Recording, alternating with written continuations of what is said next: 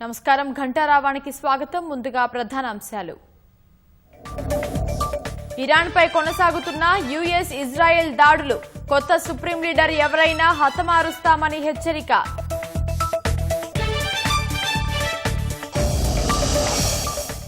America సైనిక వైమానిక స్థావరాలపై Iran ప్రతిదాడులు. మౌలిక సదుపాయాలను పూర్తిగా ధ్వంసం చేస్తామని హెచ్చరిక. ఇరాన్ దాడుల్లో అమెరికాకు ఎదురు దెబ్బ. ఖతార్లోని భారీ రాడార్ స్టేషన్ ధ్వంసం.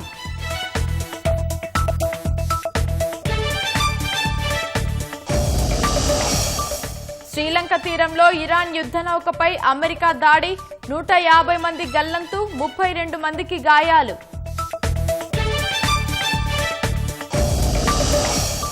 గల్ఫ్లోని భారతీయుల కోసం ఢిల్లీలో కంట్రోల్ రూమ్ ఏర్పాటు. ప్రవాసుల భద్రత ప్రాధాన్యాంశమన్న విదేశాంగ శాఖ.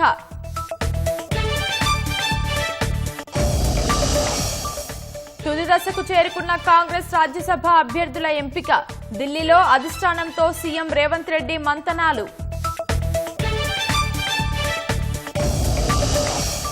దేశవ్యాప్తంగా ఘనంగా హోలీ సంబురాలు.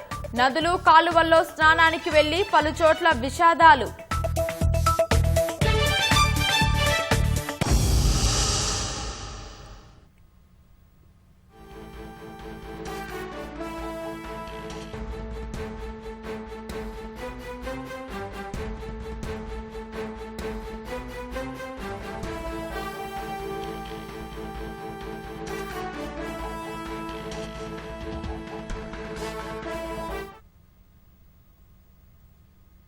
శ్రీలంక తీరంలో ఇరాన్కు చెందిన యుద్ధ నౌక ఐరిస్ జెనాపై దాడులు చేసినట్లు అమెరికా వెల్లడించింది. అంతర్జాతీయ జలాల్లోనే ఐరిస్ జెనా యుద్ధ నౌకను ముంచేసినట్లు పేర్కొంది. బ్రెజిల్, సౌత్ ఆఫ్రికాలో ఉన్న పోర్టులను సందర్శించి వస్తున్న ఐరిస్ జెనా గత నెల 17న విశాఖలో జరిగిన ఐఎఫ్ఆర్లో పాల్గొంది. అనంతరం ఇరాక్కు తిరుగు ప్రయాణమైంది.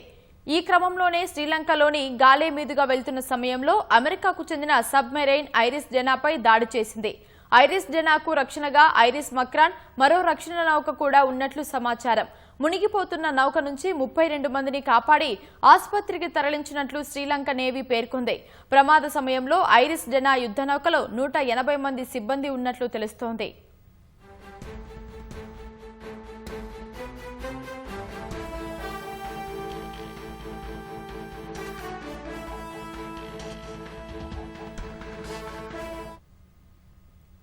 హిందూ మహాసముద్రంలో ఇరాన్ యుద్ధ నౌకపై దాడి చేసింది తామేనని అమెరికా రక్షణ మంత్రి పీట్ హెగ్సెత్ ప్రకటించారు. అంతర్జాతీయ జలాల్లోనే తమ జలాంతర్గామితో ఐరిస్ జెనాను ధ్వంసం చేసినట్లు తెలిపారు. ఇరాన్పై త్వరలోనే నియంత్రణ సాధిస్తామని, ఈ యుద్ధంలో విజయం తమదేనని పీట్ హెగ్సెత్ వివరించారు. ఇరాన్ విషయంలో ఎలాంటి దయాదాక్షిణ్యాలు లేవన్న ఆయన తాము చెప్పేంత వరకు యుద్ధం ఆగదన్నారు. ఇరాన్పై విధ్వంసకర దాడులు చేస్తున్నామని, నిర్ణయాత్మక విజయం దిశగా సాగుతున్నామని వివరించారు.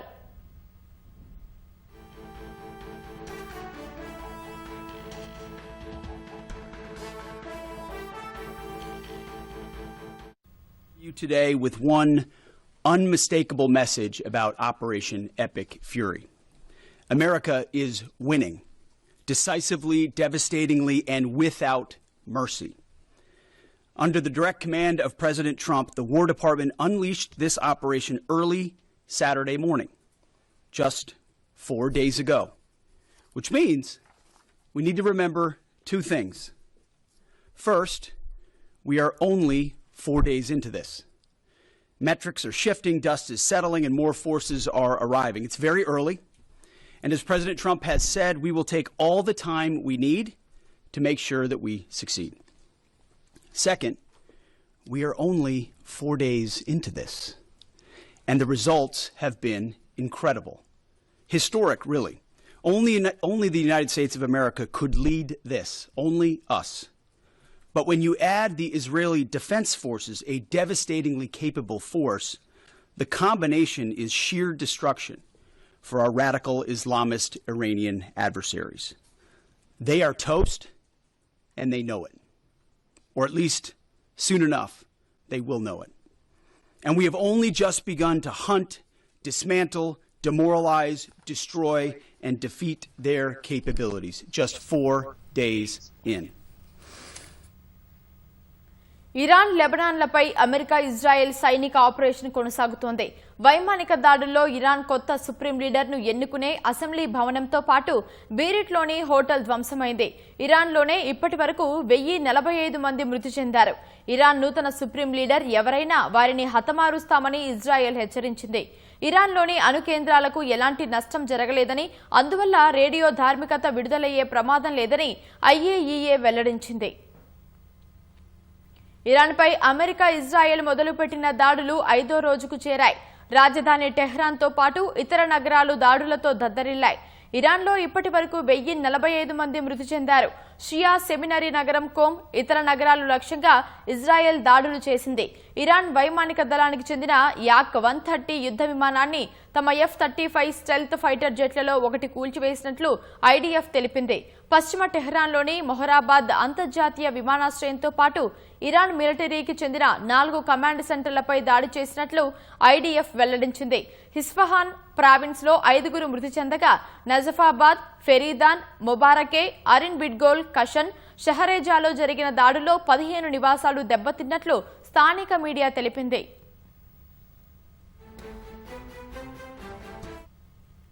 ఇరాన్ ఆయుధ కేంద్రాలపై పెద్ద ఎత్తున దాడులు చేస్తున్నప్పటికీ ఆ దేశం వద్ద ఇంకా భారీ సంఖ్యలో క్షిపణులు ఉన్నాయని IDF ప్రకటించింది. ఇరాన్ సుప్రీం లీడర్ ఎవరైనా వారిని హతమారుస్తామని ఇజ్రాయెల్ సైనిక అధికార ప్రతినిధి డెఫ్రిన్ హెచ్చరించారు. గత నెల 28 నుంచి ఇప్పటి వరకు ఇరాన్లోని 2000 లక్ష్యాలపై దాడులు చేసినట్లు US central command chief admiral Brad Cooper తెలిపారు. జలాంతర్గామి సహా 17 యుద్ధ నౌకలను ధ్వంసం చేశామన్నారు. ఆపరేషన్ ఎపిక్ ఫ్యూరీలో 50,000 మంది సైనికులు, 200 యుద్ధ విమానాలు పాల్గొంటున్నట్లు చెప్పారు. B-2, B-1 బాంబర్లతో వందలాది బాలిస్టిక్ క్షిపణులను ధ్వంసం చేశామని కూపర్ వెల్లడించారు. తాజా ఉపగ్రహ చిత్రాల ఆధారంగా ఇరాన్లోని అణు కేంద్రాలకు ఎలాంటి నష్టం జరగలేదని IAEA తెలిపింది. అందువల్ల రేడియో ధార్మికత విడుదలయ్యే ప్రమాదం లేదని స్పష్టం చేసింది. ఇస్ఫహాన్ అణు కేంద్రం సమీపంలో 2 భవనాలకు నష్టం జరిగినట్లు ఉపగ్రహ చిత్రాల్లో వెల్లడైనట్లు IAEA తెలిపింది. గతంలో ప్రవేశ ద్వారం దెబ్బతిన్నట్లు పేర్కొన్న నతాంజ్ అణు కేంద్రానికి ఎలాంటి నష్టం జరగలేదని పేర్కొంది. బుషహార్తో సహా ఇతర అణు కేంద్రాలపై దాడుల ప్రభావం లేదని IAEA వెల్లడించింది.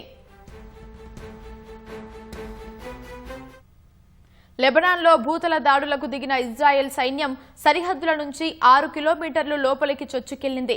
ఈ మేరకు స్థానిక మీడియా పేర్కొంది. దక్షిణ లెబనాన్లోని ఖియామ్ పట్టణంలో షెల్లింగ్ కొనసాగుతున్నట్లు తెలిపింది. లెబనాన్లో మృతుల సంఖ్య 12కు పెరిగింది. బాల్బెక్లో 6గురు, అరమౌన్, సాదియత్లో మరో 6గురు చనిపోయినట్లు స్థానిక మీడియా తెలిపింది. మరో 23 మంది గాయపడగా 2 గల్లంతైనట్లు పేర్కొంది.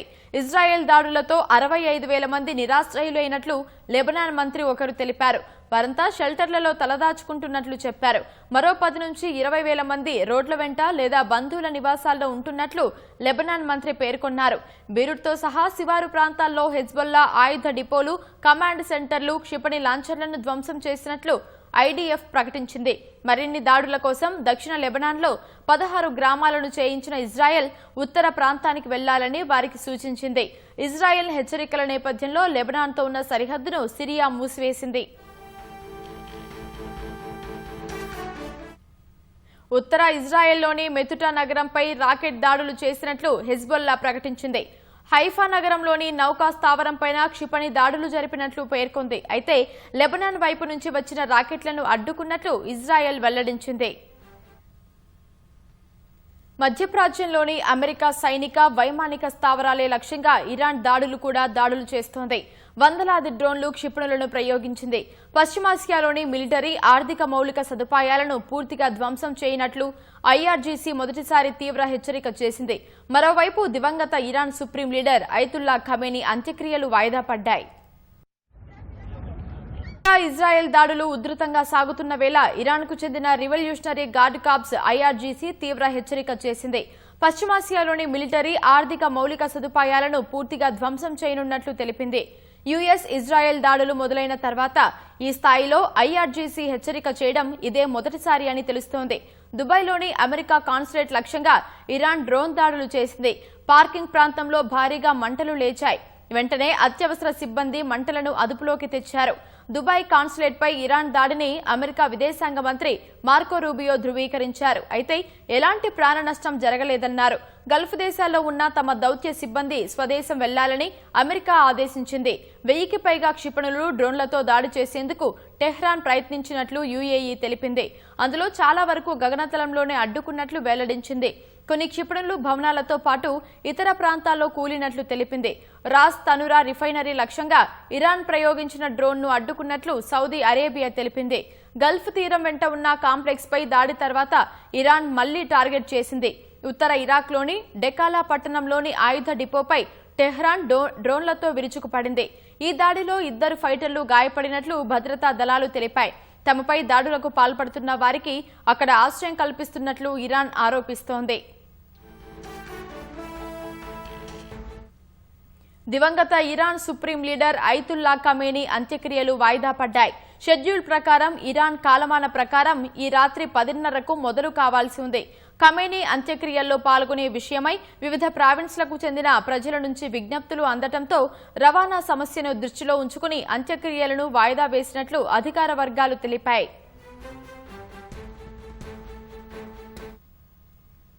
ఖతార్లోని అమెరికా వైమానిక స్థావరం లక్ష్యంగా ఇరాన్ 2 బాలిస్టిక్ క్షిపణులను ప్రయోగించింది. వాటిలో ఒకదాన్ని ఖతార్ గగనతల రక్షణ వ్యవస్థలు అడ్డుకున్నాయి.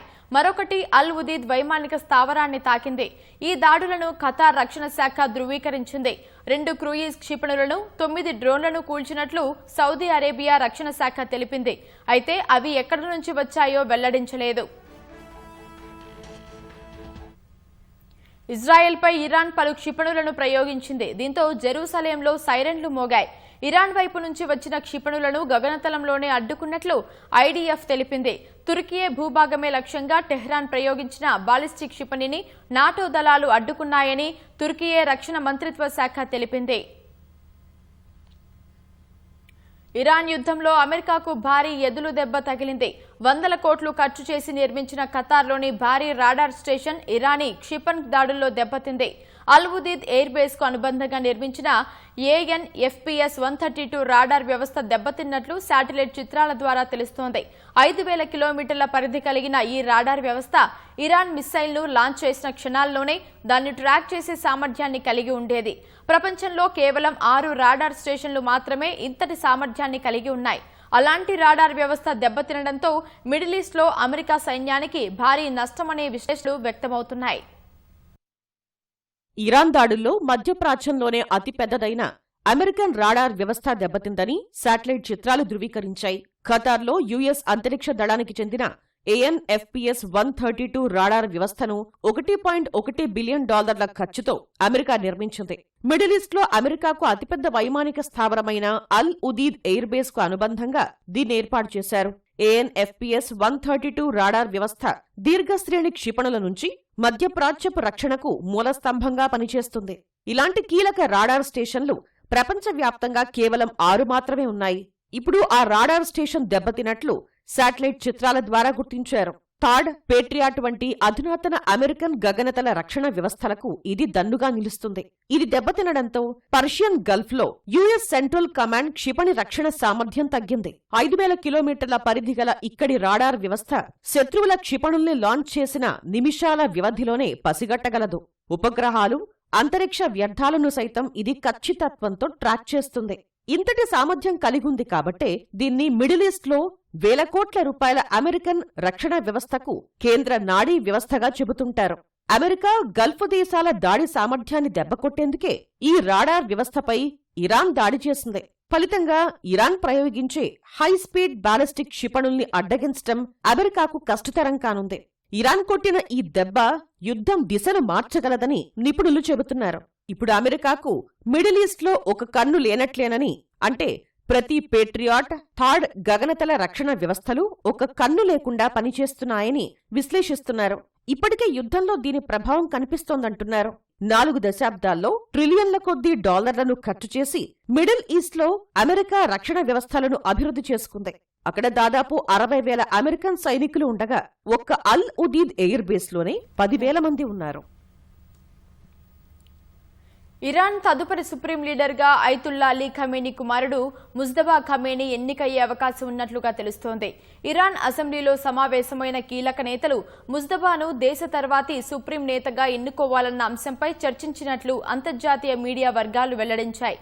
గత 36 ఏళ్లుగా ఇరాన్ను పాలించిన ఐతుల్లా అలీ ఖమేనీ గత నెల 28న అమెరికా, ఇజ్రాయెల్ సంయుక్తంగా నిర్వహించిన దాడుల్లో మృతి చెందారు. ఈ దాడిలో ఖమేనీతో పాటు ఆయన కుటుంబ సభ్యులు పలువురు ప్రాణాలు కోల్పోయారు. దీంతో ఇరాన్ తదుపరి సుప్రీం లీడర్ ఎవరన్న దానిపై సర్వత్రా చర్చ జరిగింది. ఈ క్రమంలోనే ముజ్తబా ఖమేనీ ఇరాన్ కొత్త నాయకుడిగా పగ్గాలు చేపట్టే అవకాశం కనిపిస్తోంది. తెలంగాణలో 2 రాజ్యసభ సీట్లకు ఎన్నికల నోటిఫికేషన్ వెలువడగా ఇందుకు అభ్యర్థులను ఖరారు చేయడంపై కాంగ్రెస్ కసరత్తు ముమ్మరం చేసింది. ఈ అంశంపై పార్టీ అధిష్టానంతో చర్చించేందుకు ముఖ్యమంత్రి రేవంత్ రెడ్డి ఢిల్లీకి వెళ్లారు. కాంగ్రెస్ అధిష్టానంతో సమావేశమై అభ్యర్థుల ఖరారుపై చర్చించనున్నారు. తెలంగాణకు చెందిన 2 రాజ్యసభ స్థానాల్లో ఒక సీటును ఇప్పటికే ఏఐసీసీ కోటాలో అభిషేక్ మను సింఘ్వీకి ఖరారు చేసినట్లు పార్టీ వర్గాలు వెల్లడించాయి. ఇక మిగిలిన ఒక సీటు భర్తీపై తుది నిర్ణయం తీసుకోవాల్సి ఉండగా ఈ అంశంపై రేవంత్ రెడ్డి అధిష్టానం పెద్దలతో చర్చించనున్నారు. రాజ్యసభ ఎన్నికల నామినేషన్కు రేపటితో గడువు ముగియనున్నందున ఇవాళే అభ్యర్థుల పేర్లను ఖరారు చేయాల్సి ఉంది. అందుకే సీఎం రేవంత్ రెడ్డిని అధిష్టానం ఢిల్లీకి పిలిపించి చర్చిస్తోంది. అనంతరం తుది నిర్ణయం తీసుకోవాలని కాంగ్రెస్ అధిష్టానం భావిస్తున్నట్లు తెలుస్తోంది. సామాజిక సమీకరణాలు, పార్టీ ప్రయోజనాలు, రాష్ట్ర ప్రయోజనాలను దృష్టిలో పెట్టుకుని రాజ్యసభ అభ్యర్థి ఎంపిక ఉంటుందని పార్టీ వర్గాలు స్పష్టం చేస్తున్నాయి. సింగూర్ డ్యాం భద్రతకు రాష్ట్ర ప్రభుత్వం అత్యధిక ప్రాధాన్యత ఇస్తుందని, త్వరలోనే తాను ప్రాజెక్టును సందర్శించి పరిస్థితిని పూర్తి స్థాయిలో సమీక్షిస్తానని నీటిపారుదల శాఖ మంత్రి ఉత్తమ్ కుమార్ రెడ్డి తెలిపారు. మంత్రులు రాజనరసింహ, పొంగులేటి శ్రీనివాసరెడ్డి, సీతక్క, వివేక్లతో కలిసి ములుగు, సంగారెడ్డి జిల్లాల నీటిపారుదల అంశాలపై ఆయన సమీక్ష నిర్వహించారు. ఎన్డీఎస్ఏతో పాటు రాష్ట్ర అధికారులు సింగూరు పరిస్థితి గురించి హెచ్చరించారని, మరమ్మతుల కోసం తక్షణ చర్యలు, పరీక్షలు, పనులు వేగవంతం చేయాలని అధికారులను ఉత్తమ్ ఆదేశించారు. డ్యాం పూర్తి బలోపేతం అయ్యే వరకు అధిక ప్రమాదం కలిగించే ఆపరేషన్లు నిలిపివేయాలని తెలిపారు. ఆనకట్ట దిగువన నీటిని పూర్తిగా వదలకుండా నష్టాలను గుర్తించేందుకు సోనార్ పరీక్షలు, అండర్ వాటర్ సర్వేలు చేపట్టి 2-3 రోజుల్లో నివేదిక సమర్పించాలని ఉత్తమ్ చెప్పారు. ఒకే సీజన్లో మరమ్మతుల పనులు పూర్తి చేయాలని, పంటల విరామం రాకుండా చూడాలని నిర్దేశించారు. ఆందోళ్ నియోజకవర్గంలో 40,000 ఎకరాలకు సాగునీరు అందించే పెద్దారెడ్డి లిఫ్ట్ ఇరిగేషన్ స్కీమ్ డీపీఆర్ను త్వరగా రూపొందించి ప్రభుత్వానికి అందించాలని ఇంజనీర్లకు స్పష్టం చేశారు. ప్రకృతి వైపరీత్యాలను ఎదుర్కొంటూ ఆరుగాలం కష్టపడి పండించిన రైతులకు కాంగ్రెస్ పాలనలో కష్టాలు తప్పడం లేదని మాజీ మంత్రి హరీష్ రావు ఆరోపించారు. కోతల దశకు వచ్చినా రైతు భరోసా ఇవ్వలేని దుస్థితికి రేవంత్ రెడ్డి సర్కార్ చేరిందని ఆక్షేపించారు. కొనుగోలు కేంద్రాలు ఏర్పాటు చేయకపోవడంతో మద్దతు ధర అందక మొక్కజొన్న రైతులు తీవ్ర నష్టాలను ఎదుర్కొంటున్నారని హరీష్ రావు తెలిపారు. సిద్దిపేట జిల్లా నంగునూరు మండలం ఆరేపల్లి గ్రామంలో 350 ఎకరాల్లో మొక్కజొన్న సాగు చేస్తున్న రైతులు ఏటా నష్టపోతున్నా ప్రభుత్వం పట్టించుకోవడం లేదన్నారు. కొనుగోలు కేంద్రం ఏర్పాటు చేయకపోవడంతో క్వింటాల్కు 300 నుంచి 600 రూపాయల వరకు తక్కువ ధరకు రైతులు అమ్ముకోవాల్సి వస్తోందన్నారు. తెలంగాణ అంతటా మొక్కజొన్న రైతులు ఇలాంటి ఇబ్బందులు ఎదుర్కొంటున్నారని తెలిపారు. ప్రభుత్వం వెంటనే అన్ని ప్రాంతాల్లో కొనుగోలు కేంద్రాలు ఏర్పాటు చేసి కనీస మద్దతు ధర చెల్లించి మొక్కజొన్నను కొనుగోలు చేయాలని హరీష్ రావు డిమాండ్ చేశారు. మంచిర్యాల జిల్లా కేతనపల్లి మున్సిపల్ ఎన్నికల సందర్భంగా మంత్రి వివేక్ తనను అనేక రకాలుగా వేధింపులకు గురి చేశారని మాజీ ఎమ్మెల్యే బాల్క సుమన్ ఆవేదన వ్యక్తం చేశారు. జైలు నుంచి విడుదలైన అనంతరం తన నివాసంలో ఏర్పాటు చేసిన మీడియా సమావేశంలో మాట్లాడిన ఆయన కాంగ్రెస్ తనను బయటకు రాకుండా కుట్రలు చేసిందని ఆరోపించారు. అనేక రకాలుగా వేధించినా వివేక్ ని తాను ప్రేమిస్తూనే ఉంటానన్నారు. జిల్లా అధికారులు, పోలీసులు, ఎన్నికల యంత్రాంగంపై నమ్మకం లేదని, పారదర్శకంగా కేతనపల్లి మున్సిపల్ చైర్మన్ ఎన్నిక నిర్వహించాలని బాల్క సుమన్ ఎస్ఈసీని కోరారు. పార్టీ యాక్టివ్ గా ఉండేటటువంటి లీడర్లందరి మీద కేసులు పెట్టి అందరినీ జైళ్లకు పంపించాలనేటటువంటి దురుద్దేశం దుర్మార్గం ఈ ముఖ్యమంత్రి రేవంత్ రెడ్డి ఈ మంత్రి వివేక్ గారు చేస్తూ ఉన్నారు. జైల్లో పెట్టినా కూడా నన్ను వదలలే. నన్ను బాగా దోమలున్న రూమ్ లో పెట్టి నాకు మంచినీళ్ళు చక్కగా ఇయ్యాలి, భోజనం చక్కగా ఇయ్యాలి. 2 రోజుల పాటు గొంతు నొప్పి వస్తే ఇప్పటికి కూడా నా త్రోట్ ఇంకా సెట్ కాలే, నాకు చక్కగా ట్యాబ్లెట్ ఇయ్యలే. కొంచెం ఫీవరిష్ ఉంది అంటే వచ్చి చూసే పరిస్థితి లేదు. ఇంకా ఎన్ని కేసులు పెడతారో, ఇంకెన్నిసార్లు మమ్మల్ని అరెస్ట్ చేసి జైళ్ళకు పంపిస్తారో, లాస్ట్ వివేక్ ఏదో రోజు కోపం సాయంత్రం చంపిస్తాడో కూడా తెలియదు. బాగా కొట్టిరు, బాగా కొడుతుడు, బాగా ఇబ్బందులు పెడుతురు మమ్మల్ని. సరే, I love you Vivek, I love you Vivek. చాలా ఇబ్బంది పెడుతున్నావు, సంతోషం, ఓకే. ఏది వట్టిగా పోదు. హోలీ పండగ వేళ రాష్ట్రమంతా రంగులమయమైంది. గ్రామాలు పట్టణాల్లో సంబరాలు అంబరాన్నంటాయి. మంగళవారం చంద్రగ్రహణం కావడంతో చాలా ప్రాంతాల్లో ఇవాళ హోలీ వేడుకలు ఘనంగా జరుపుకున్నారు. పిల్లలు పెద్దలు ఒకరిపై ఒకరు రంగులు చల్లుకుంటూ సంబరాల్లో మునిగి తేలారు. డీజే పాటలకు యువత ఉత్సాహంగా నృత్యాలు చేస్తూ కేరింతలు కొడుతూ వేడుకల్లో పాల్గొన్నారు.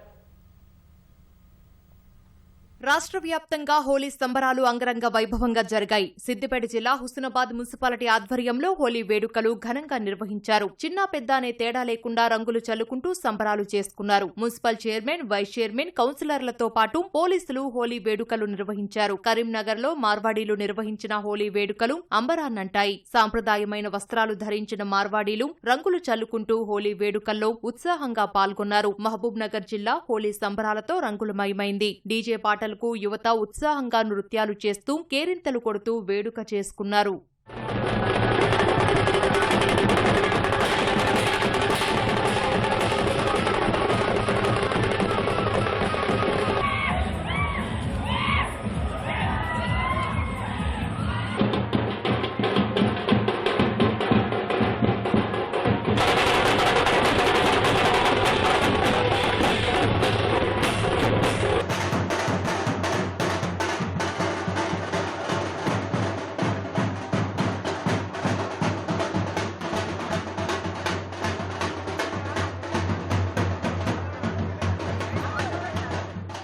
సంగారెడ్డిలో జగ్గారెడ్డి ఆధ్వర్యంలో ఘనంగా హోలీ వేడుకలు జరిగాయి. కార్యకర్తలు చిన్నారులతో కలిసి జగ్గారెడ్డి సరదాగా చిందులు వేశారు. కళాకారులతో కలిసి డప్పు కొట్టి చిన్నారుల్లో జోష్ నింపారు.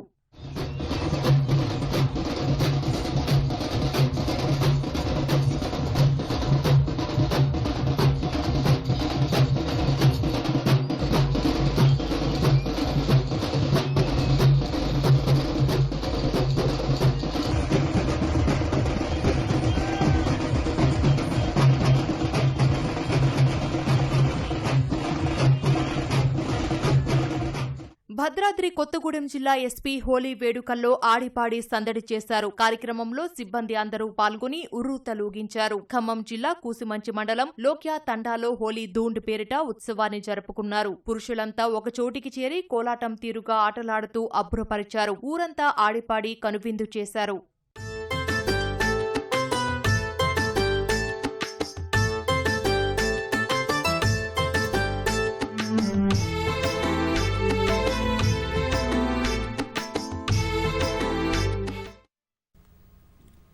హైదరాబాద్ బంజారా హిల్స్ లో టాస్క్ ఫోర్స్ సోదాల్లో భారీగా కల్తీ నెయ్యి పట్టుబడింది. మాసబ్ ట్యాంక్ పోలీసులతో కలిసి రోడ్ నెంబర్ 12 భోలానగర్లోని ఫ్రైడ్ డైరీ కేంద్రంపై పోలీసులు దాడులు నిర్వహించారు. దాదాపు 18,26,000 విలువైన 460 కిలోల కల్తీ నెయ్యిని గుర్తించిన పోలీసులు నిందితుడైన మహమ్మద్ జునైద్ హుస్సేన్ ను అరెస్టు చేశారు.